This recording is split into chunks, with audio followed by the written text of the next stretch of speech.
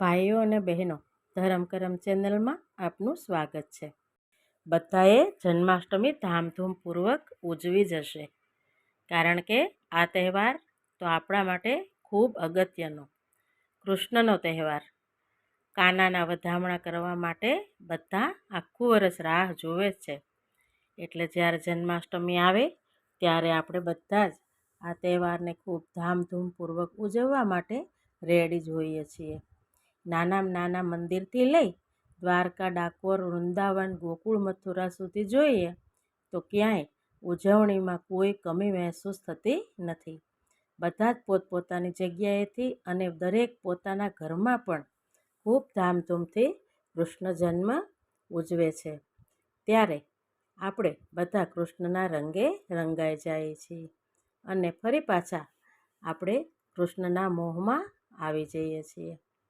તો આપણે બધાએ જન્માષ્ટમી ઉજવી હશે, પણ હવે પાછી બીજા દિવસે નોમ થાય. જે ઉપવાસ કર્યા હોય એ લોકો નોમના દિવસે સવારે ઉઠી અને બધા જ દેવ દર્શન માટે નીકળી જાય છે.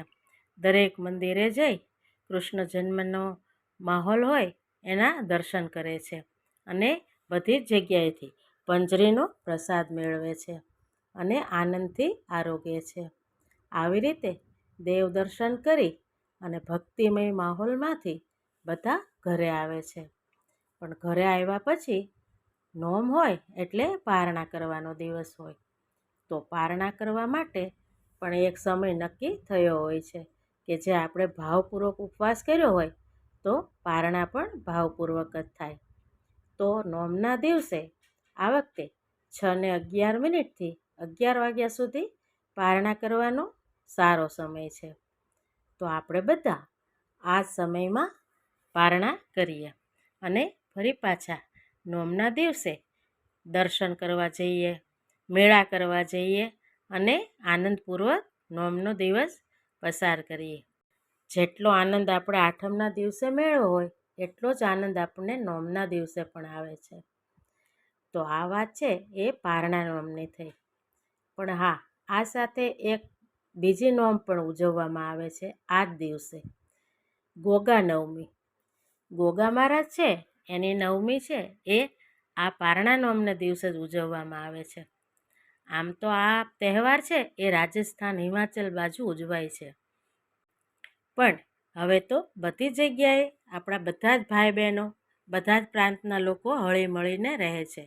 ત્યારે આપણા ગુજરાતમાં પણ કેટલીય જગ્યાએ ગોગા નવમી ઉજવવામાં આવે છે. ગોગા નવમી વિશે વાત કરીએ તો ગોગા મહારાજ છે એના મંદિર પણ અનેક જગ્યાએ હોય છે અને નાગદાદાના મોટા ચિત્ર દોરેલા હોય છે, જેની પૂજાથી આપણને નાગદાદાથી ખૂબ રક્ષણ મળે છે. ક્યારેય આપણને નાગદાદાનો દંશ થાય એવી ચિંતા રહેતી નથી, ભય રહેતો નથી. એટલે ગોગા નવમી છે એ પોતાના આરક્ષણ માટે અને બાળકોની રક્ષા માટે અને ઘર પરિવારની રક્ષા માટે બહેનો આ તહેવાર ઉજવે છે અને ધામધૂમથી ગોગા મહારાજની પણ પૂજા કરે છે. તો હવે આપણે જાણીએ ગોગા મહારાજ વિશે થોડીક વાત. ગોગા મહારાજ છે એ રાજસ્થાનમાં થઈ ગયા. ગોગા મહારાજ છે એ ગમે એવા ઝેરીલા સાપ હોય તો એના ઝેરને કાબૂમાં કરી લેતા અને આના કારણે એણે કેટલીય માનવ જિંદગીને બચાવી હતી. કારણ કે એ બધા લોકો જાણતા કે કોઈને સાપ દંશ આપે તો એ તરત જ ગોગા મહારાજ આગળ જાય અને એનો દંશ સારો કરી દે, ઝેર ઉતારી દે. અને આવી રીતે આગળ જતાં એ આ વાત માટે જ પ્રખ્યાત થઈ ગયા અને એની પૂજા થવા લાગી. તેમણે પોતાનું જીવન છે એ આ કામ માટે સમર્પિત કરી દીધું અને પછી પણ એના નામથી જો આપણે શ્રદ્ધાથી પૂજા કરીએ તો એ શ્રદ્ધાથી પણ આ કામ તો એ કરે જ છે. એટલે ગોગા મહારાજની આ નવમી છે એ ગોગા નવમી તરીકે ઉજવાય છે. આ દિવસે બધા લીલા ઘોડા ઉપર ગોગા મહારાજની મૂર્તિ પધરાવે છે. એટલે અત્યારે તો હવે બધું તૈયાર મળી જ રહે છે. એટલે ઘરે સ્થાપન કરી અને આખો દિવસ ગોગા મહારાજની પૂજા વિધિ કરે છે અને અલગ અલગ ભોગ ધરાવે છે અને ઘણા ચિત્ર પણ દોરે છે. પોતપોતાની શ્રદ્ધા મુજબ બધા ગોગા નવમી ઉજવે છે અને આપણે પણ ઉજવવી જોઈએ એટલા માટે કે ગોગા મહારાજની નવમી છે એ જે લોકો રાખે છે, આ તહેવાર મનાવે છે, એને ક્યારેય સર્પદંશનો ભય રહેતો નથી. અને કદાચ તે ક્યારેય એવું થયું હોય તો એમની પ્રાર્થના કરવાથી આપણે પણ એ વિષમાંથી મુક્ત થઈએ છીએ.